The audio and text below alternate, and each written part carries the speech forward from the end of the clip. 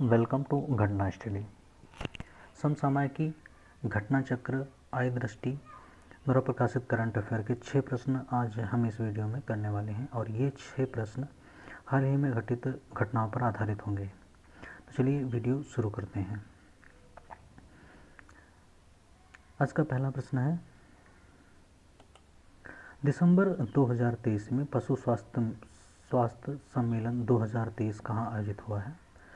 पशु स्वास्थ्य सम्मेलन 2023 नई दिल्ली में आयोजित हुआ है। राइट ऑप्शन है सी।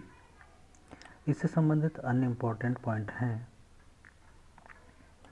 पशु स्वास्थ्य सम्मेलन 2023 18 दिसंबर 2023 को नई दिल्ली में आयोजित हुआ। इसके द्वारा पशुपालन और डेयरी विभाग और इंडियन इम्यूनोलॉजिकल लिमिटेड द्वारा संयुक्त रूप से इसका उद्देश्य है नवीन टीकाकरण और बेहतर नैदानिक व्यवस्था के साथ पशु स्वास्थ्य क्षेत्र को नया आकार देना। उद्घाटन किया है केंद्रीय मत्स्य पालन, पशुपालन और डेयरी मंत्री पुरुषोत्तम रूपाला ने। अगला प्रश्न है, दिसंबर 2023 में तीसरा सुशासन सप्ताह 2023 कब मनाया गया? 2023 में तीसरा सुशासन सप्ताह 2023 मनाया गया है 19 से 25 दिसंबर। राइट ऑप्शन है बी। इससे संबंधित अन्य इम्पोर्टेंट पॉइंट हैं, तीसरा सुशासन सप्ताह 2023 मनाया गया है 19 से 25 सितंबर 2023 के मध्य। 19 दिसंबर 2023 में केंद्रीय कार्मिक, लोक शिकायत एवं पेंशन राज्य मंत्री डॉक्टर जितेंद्र सिंह ने इस सप्ताह का उद्घाटन किया है। इस अवसर पर उन्होंने गहन डेटा विश्लेषण की सुविधा और केंद्रीय सचिवालय में निर्णय लेने को मजबूत करने के लिए office advance analytics data board का शुभारंभ किया है। साथ ही उन्होंने नागरिकों को आवाज़ आधारित फाइलिंग सहित अपने मोबाइल फ़ोन से अपनी शिकायतें दर्ज करने में सक्षम बनाने के लिए केंद्रीकृत लोक शिकायत निवारण और निगरानी प्रणाली के मोबाइल ऐप का भी शुभारंभ किया है। प्रथम सुशासन सप्ताह वर्ष 2021 में मनाया गया था। अगला इम्पोर्टेंट पॉइंट है, निम्न कथनों पर विचार कीजिए। अगला प्रश्न है, दो कथन दिए हुए हैं और इसमें पूछा गया है कौन सा कथन सही है। तो पहला कथन है, 18 दिसंबर 2023 को केंद्रीय पृथ्वी विज्ञान मंत्री किरण रिजिजू ने भारत के पहले शीतकालीन वैज्ञानिक आर्कटिक अभियान का शुभारंभ किया है। दूसरा कथन है, भारत आर्कटिक में वर्ष 2005 से हिमाद्री नामक एक अनुसंधान आधार केंद्र संचालित कर रहा है। पूछा गया कौन सा कथन सही है, तो इसका केवल पहला कथन सही है। 18 दिसंबर 2023 को केंद्रीय पृथ्वी विज्ञान मंत्री किरण रिजिजू ने भारत के पहले शीतकालीन वैज्ञानिक आर्कटिक अभियान का शुभारंभ किया है। इससे संबंधित अन्य इम्पोर्टेंट पॉइंट हैं, भारत का पहला शीतकालीन वैज्ञानिक आर्कटिक अभियान का शुभारंभ 18 दिसंबर 2023 को नई दिल्ली में हुआ है केंद्रीय पृथ्वी विज्ञान मंत्री किरण रिजिजू के द्वारा। यह अभियान शोधकर्ताओं को ध्रुवीय रातों के दौरान ऐसे क्षेत्र में अद्वितीय वैज्ञानिक अवलोकन करने की अनुमति देगा जहां सर्दियों के दौरान लगभग रोज ही 24 घंटे तक कोई सूरज की रोशनी नहीं होती है और तापमान शून्य के नीचे -15 डिग्री सेल्सियस से कम होता है। गौरतलब है कि भारत आर्कटिक में वर्ष 2008 से हिमाद्री नामक एक अनुसंधान आधार केंद्र संचालित कर रहा है, जो ज़्यादातर गर्मियों यानी कि अप्रैल से अक्टूबर के दौरान वैज्ञानिकों की मेज़बानी करता रहता है। आर्कटिक के बारे में, पृथ्वी के उत्तरी ध्रुव के आसपास के क्षेत्र को आर्कटिक क्षेत्र कहते हैं और इस क्षेत्र में आर्कटिक महासागर स्थित है। इसका अधिकांश भाग वर्ष भर बर्फ़ की मोटी परतों से ढका रहता है, जबकि पृथ्वी के दक्षिणी ध्रुव में विश्व का 5वां बड़ा महाद्वीप अंटार्कटिका महाद्वीप स्थित है। यहाँ स्थित भारत के शोध केंद्रों का नाम दक्षिण गंगोत्री, मैत्री तथा भारती है। उत्तर प्रदेश के बुलंदशहर के डॉक्टर गिरिराज सिंह सिरोही दक्षिणी ध्रुव पर पहुंचने वाले प्रथम भारतीय हैं। अगला इंपॉर्टेंट पॉइंट है निम्न कथनों पर विचार कीजिए।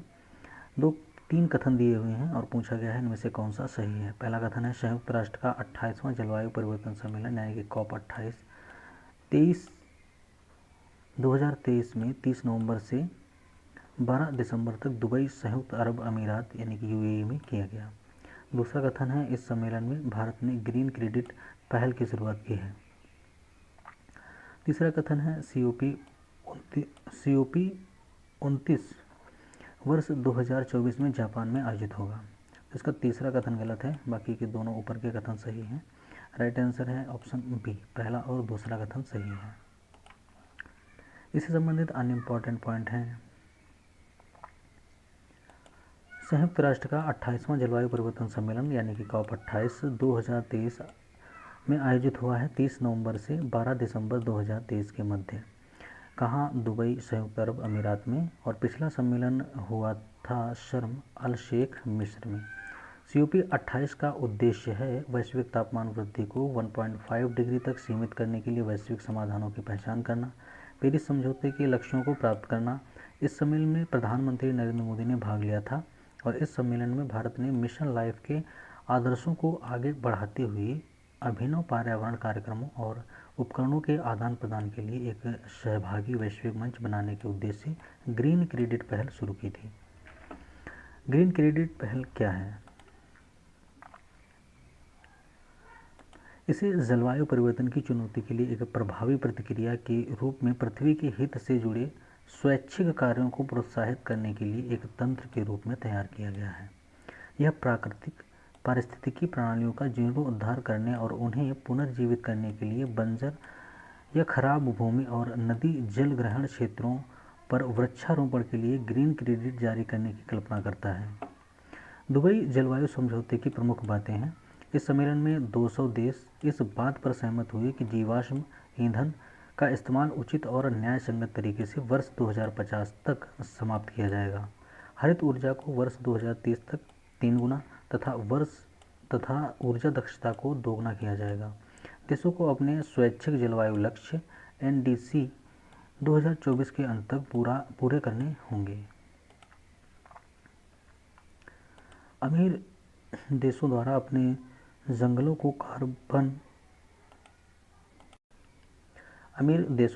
जंगलों को कार्बन ऑफसेट के रूप में प्रयोग करने के लिए गरीब देशों को भुगतान करने का भी जिक्र है।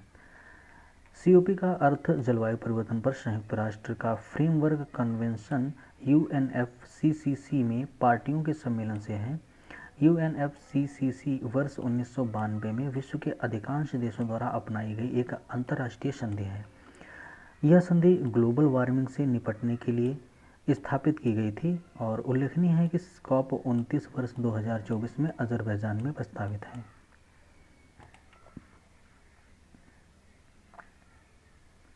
अगला प्रश्न है दिसंबर 2023 में जारी आकांक्षी ब्लॉक प्रोग्राम ABP की पहली डेल्टा रैंकिंग से संबंधित निम्न कथनों पर विचार कीजिए।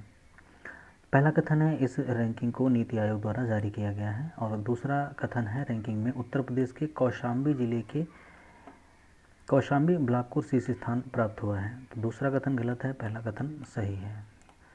कौशाम्बी जिले उत्तर प्रदेश के कौशाम्बी ब्लॉक को दूसरा स्थान मिला है, तो यहाँ पे केवल पहला विकल्प सही है। इससे संबंधित अन्य इम्पोर्टेंट पॉइंट देखते हैं। आकांक्षी ब्लॉक प्रोग्राम ABP की पहली डेल्टा रैंकिंग जारी की गई है कब? 7 दिसंबर 2023 को।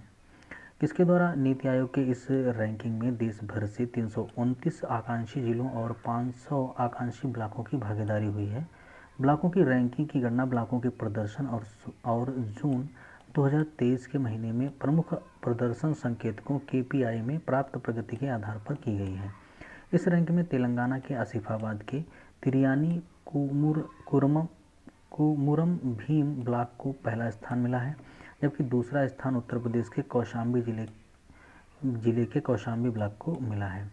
ब्लॉकों को भौगोलिक दृष्टि से 6 जोनों में विभाजित किया गया है और प्रत्येक जोन से 2 ब्लॉकों को रैंकिंग दी गई है। जोन फर्स्ट में, जिसमें पहाड़ी और पूर्वोत्तर राज्यों के साथ साथ द्वीप भी शामिल हैं, पहले और दूसरे स्थान पर क्रमशः अमरी ब्लॉक, पश्चिमी कर्बी अंगकोल असम और नापोगा ब्लॉक सतुवल मिजोरम रहे हैं। जोन 2 में जिसमें उत्तर भारतीय राज्य शामिल है, जिसमें हरैया ब्लॉक बस्ती उत्तर प्रदेश से संबंधित और विरनू ब्लॉक गाजीपुर उत्तर प्रदेश ने पहला और दूसरा स्थान प्राप्त किया है। जोन 3 में जिसमें दक्षिण भारतीय राज्य शामिल है, मास्की ब्लॉक रायचूर कर्नाटक और नारनूर आदिलाबाद तेलंगाना ने पहला और दूसरा स्थान प्राप्त किया है। जोन 4 में जिसमें पश्चिमी भारतीय राज्य शामिल हैं, इसमें महाराष्ट्र के गढ़चिरौली जिले में सिरोंचा और अहेरी ब्लॉक को क्रमशः पहला और दूसरा स्थान मिला है। जोन 5 के तहत मध्य भारत में मध्य प्रदेश के धार जिले का तिरला ब्लॉक और बड़वानी जिले का पाट ब्लॉक को क्रमशः पहला और दूसरा स्थान मिला है। जोन 6 में शामली पूर्वी भारत में बिहार के अंदर सिवान और झारखंड में दुमका में रामगढ़ क्रमशः पहले और दूसरे स्थान पर रहे हैं। सभी श्रेणियों में विजेताओं को शीर्ष रैंक के लिए 1.5 करोड़ रुपए और दूसरे रैंक के लिए 1 करोड़ रुपए की पुरस्कार राशि से सम्मानित किया जाएगा। अगला पॉइंट है इसी से संबंधित 500 आकांक्षी ब्लॉकों का 31 मार्च 2023 और 30 जून 2023 की पहली तिमाही का आधारभूत डेटा 11 मंत्रालयों की प्रबंधन सूचना प्रणाली के माध्यम से प्राप्त किया गया था। गौरतलब है कि आकांक्षी ब्लॉक प्रोग्राम ABP को 7 जनवरी 2023 को शुरू किया गया था और यह कार्यक्रम भारत की सबसे कठिन और अपेक्षाकृत अविकसित ब्लॉकों में नागरिकों के जीवन की गुणवत्ता को बढ़ाने के लिए शासन में सुधार पर केंद्रित है। भारत के 27 राज्यों और 4 केंद्र शासित प्रदेशों के 329 जिलों के 500 ब्लॉक इस कार्यक्रम का हिस्सा हैं। अगला प्रश्न है, दिसंबर 2023 में किस भारतीय प्रौद्योगिकी संस्थान ने पानी से आर्सेनिक और धातु आयनों को हटाने के लिए अमृत तकनीकी विकसित की है? अमृत तकनीकी विकसित की है ऑप्शन बी IIT मद्रास ने। राइट आंसर है ऑप्शन बी। इससे संबंधित और इम्पॉर्टेंट पॉइंट है, पानी से आर्सेनिक और धातु आयनों को हटाने के लिए अमृत तकनीकी विकसित की है IIT मद्रास ने दिसंबर 2023 में। यह तकनीकी nano scale iron oxy hydroxide का उपयोग करती है, जो पानी से गुजरने पर आर्सेनिक को चुनिंदा रूप से हटाती है। यह जल शोधक, घरेलू और सामुदायिक दोनों स्तरों के लिए विकसित किया गया है।